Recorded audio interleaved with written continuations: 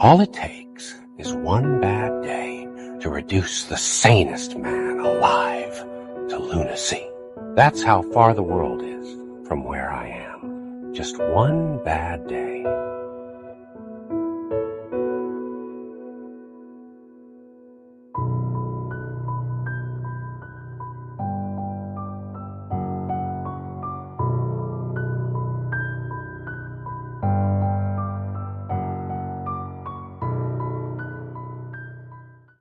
On November 8th, 2008, a video uploaded by user named Meister would be posted onto the YouTube website. It was a short presentation video that introduced his roleplay characters, Jeff and Lou. It discussed the origin of the character, how they would interact with each other, and how it would set up the world of Jeff the Killer. Now, why would I bring this up? If you've seen the title of the video and the almost hour-long reading session with me and my friends, you'll know that this isn't the story that blew up. On August 28, 2011, the story that would actually blow up would be posted onto the Creepypasta website. The creator of this creepypasta, Gamefield TV, would take credit for the story, leaving the other one to be left in obscurity for years. After the story was posted, it would blow up in popularity, especially for this topic of the video, the reaction that the internet had on Jeff the Killer. Now, without further ado, grab your Jeff hoodie replicas and let's get started, shall we? If you haven't already seen the video of me and my friends reading the 2011 creepypasta, allow me to do a short recap for those who haven't read it or who just need a refresher on the story. Jeff the Killer starts with a cold opening showing him in his prime killer years. It then cuts to him and his family moving into a new neighborhood. Jeff gets bullied by these three kids, Randy, Troy, and Keith, who later become the very cause of Jeff's disfigurement later on. He gets hospitalized, and after experiencing a mental breakdown by his condition, decides to kill his family in cold blood. Now, on paper, it seems like a decent story, but the way it's written makes it seem like a comedy rather than an actual horror story. The pieces are there for a good story, but it's structured so poorly that it makes my mind turn into goop. However, people would reconnect to the story and praise it for its simple concept. Instead of it being a supernatural monster like the Slender Man or the Corruptus from Abandoned by Disney, it was just a teenager with a spooky-looking face that sneaks to your house and kills you in your sleep. People latched onto it, making fan art, fan games, and of course, more creepypastas based on the character. The first of these many creepypastas that I want to go over is Jane the Killer, the first instance of an OC being put inside of a creepypasta story. Jane Richardson, or Jane Arkansas, depending on the telling, starts her story similar to Jeff's. She moves into a seemingly innocent neighborhood and gains some friends. She has a pretty uneventful life until Jeff and his family move into the same neighborhood. After the inciting incident, Jane both witnesses and survives Jeff's attack as he kills her parents and she comes out injured. Depending on the telling of the story, he either sets her on fire or leaves her for dead. After recovering in a hospital, she's left scarred, both physically and mentally. Being consumed by grief of her family and the burning hatred towards Jeff, she decides to take matters into her own hands. She dons a fully black outfit, a white mask, and the title Jane the Killer. Her whole mission is to basically hunt down Jeff and prevent further murders from happening, warning Jeff's future victims to don't go to sleep and that they won't wake up. In some versions, she doesn't catch up to him, leaving her on an ongoing hunt, while in others, she does encounter him, leading to brief but violent encounters. I personally enjoy this concept. It's not perfect by any means, but considering that it was the first instance of this happening, and it's this good, it's like the goddamn Mona Lisa compared to the other ones coming up. Trust me, the other ones are pretty bad. This second story that I want to bring up will be brief, being Homicidal Lou. In this, he survives the encounter with Jeff, being hospitalized after the incident. This leads him to having two personalities. One side being Lou, who's trying to forgive his brother for the actions that he caused, and the other side named Sully, wanted to kill Jeff for what he's done to them. After this, Lou gives into the influence of Sully, becoming Homicidal Lou. This one is, it's alright, I guess. I had better at a school cafeteria. It's an interesting concept that could work, but the split personality thing doesn't work for me. But the next one... Oh boy, the next one. You guys aren't ready for this one. I trust you that. Nina the Killer. Oh boy, Nina the Killer. Oh This one's rough. So rough, in fact, that the original wiki put a disclaimer noting that this is not how you write a character. Let me explain. Nina the Killer follows the story of Nina and her brother Chris. It's shown that she's a crazed fangirl of the Jeff the Killer creepypasta story. She has a lot of Jeff memorabilia, including the original hoodie worn by him in the creepypasta story. This leads to her getting bullied by 3 kids. Claudia? How the f*** do you pronounce that name? Malcolm and Yoni, as she gets into a struggle with them. After this interaction, she finds a note in her locker, encouraging her to keep doing what she's doing. Chris then gets kidnapped by the 3 kids, gets beaten up, and gets thrown to her sister by them. She was in shock, obviously, but she couldn't help but feeling that she was getting closer to being like her senpai Jeff. So much so that when the school picture day arrives, she dressed up like him. After being chased down by the 3 kids into an abandoned house, she kills them off one by one. She then realizes that she's just like her precious Jeff, and tries to find bleach and alcohol to douse herself with. If you didn't know, this is the exact combo you need in order to become funny Jeff Man. I should know. I did it before this recording even started. That is when the real Jeff the Killer comes to life, douses her in bleach and alcohol, and sets her on fire. Now, I don't know if this was the actual Jeff or a hallucination made up in her funny monkey brain, but the story never explains this. After that whole, thing, she gets hospitalized, rushing to the mirror and seeing that she looks like a female Jeff the Killer. She then kills her dad, nearly kills her mom, gets sent to a prison, breaks out, kills her mom, and then kills her brother. Yup! After that, she goes running into the woods, looking for Jeff. Oh my god. This just might be my favorite creepypasta ever made. Not because it's good, it's far from it, but just by how insane it is. No wonder the wiki put a disclaimer on it. Of course, after that, you got your crossover stories, your ship art, and femboy Jeff the Killer. Out of pocket for that.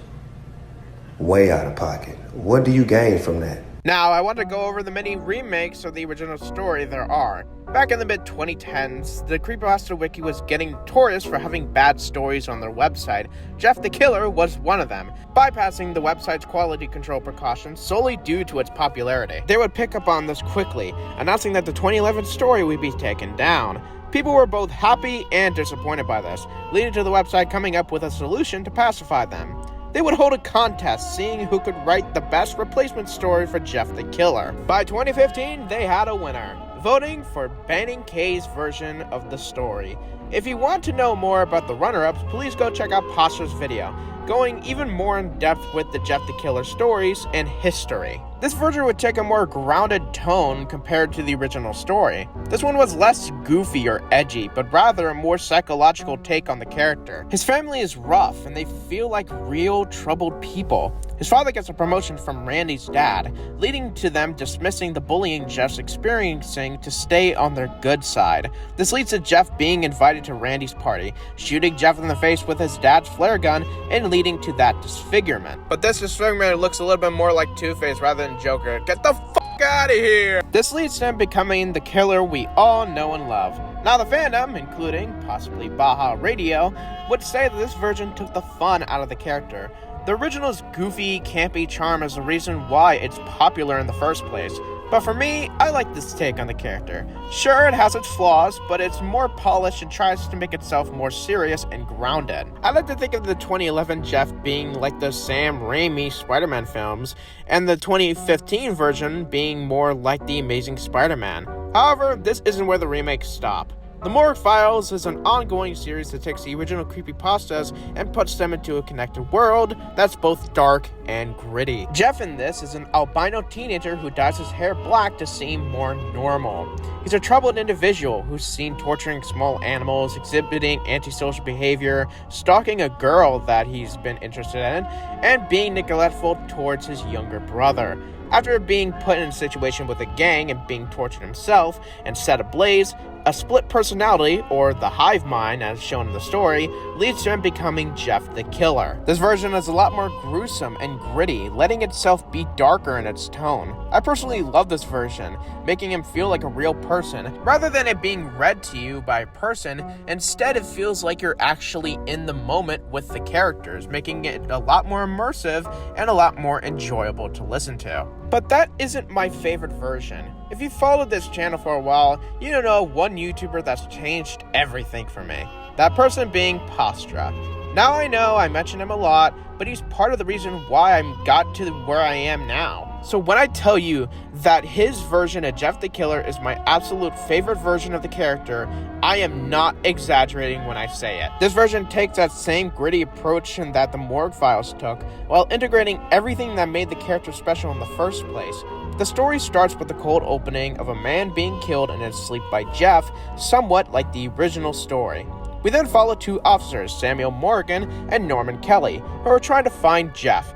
They eventually find 3 people who fit the common description of Jeff's victims, those 3 being Bruce McDonald, Ashley Carter, and Jonathan West. They all tell stories that are similar but very different, with the common theme of Jeff looking for his brother Lou, and this version's theme of fire.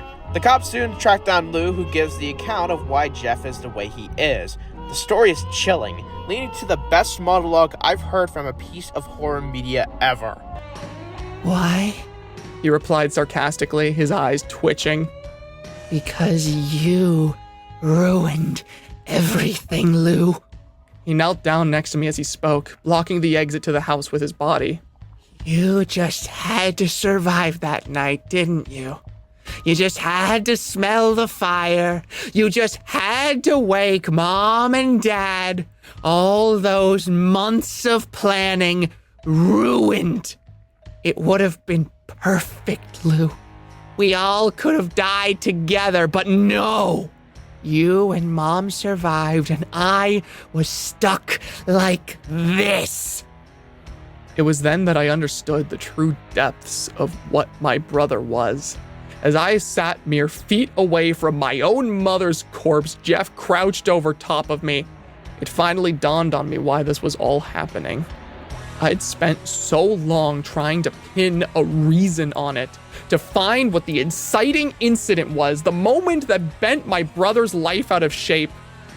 But there never was one. It wasn't the bullies. It wasn't our dad. It wasn't the fire. It was Jeff. It was always Jeff. I was living with a monster wearing human skin for my whole life, and only when it was too late did I finally realize it. It's bone-chilling. It's despicable. It's Jeff. The story ends with Jeff finding Lou and getting into a struggle with him. It leaves with a cliffhanger, allowing the audience to think about who won. Personally, I believe that Lou won the fight, solely due to the fact that Jeff wanted to die with his family.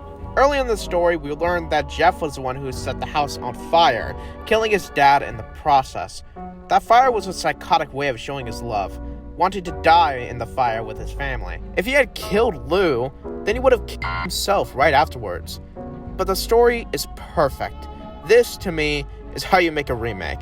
You take the parts of the original that people love, and you add on to it that makes it meaningful. It feels original, but yet it feels new at the same time.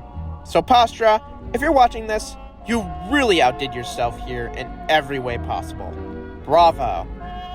After finishing the script and reflecting on this whole thing, it's amazing to me. It's amazing how Jeff and all of these other creepypasta stories have lasted this long on the internet. People connect to these stories in the most amazing way. No matter the quality of the creepypasta, people will love it because of it being a simple horror story online. That goes for Jeff the Killer as well, how he stayed relevant since 2008. If you stuck around until the end of the video, I want to thank you so much. Your continued support helps me fuel this machine I call my channel. If you like this video, leave a like, comment, share, and subscribe. I've been me, you guys have been yourselves, and Bazinga as always. I'm Jeff the Killer! I'm Jeff the Killer! I'm Jeff the Killer! Watch out for me! My mother ate fries. Tanya ate slices. Drew ate donuts. I'm Jeff the Killer. Hey, this is me, post-editing Nickapoo here. There's another video I forgot to mention. It's from, I don't know how to pronounce his name. I'm gonna put it up on screen. Anyway, yeah, he made this video. I just want to mention it real quick. Yeah, happy Halloween. Make sure to not get the razor blades in your candy this year. Yeah, we all gooning to Nina the Killer on my soul, bro.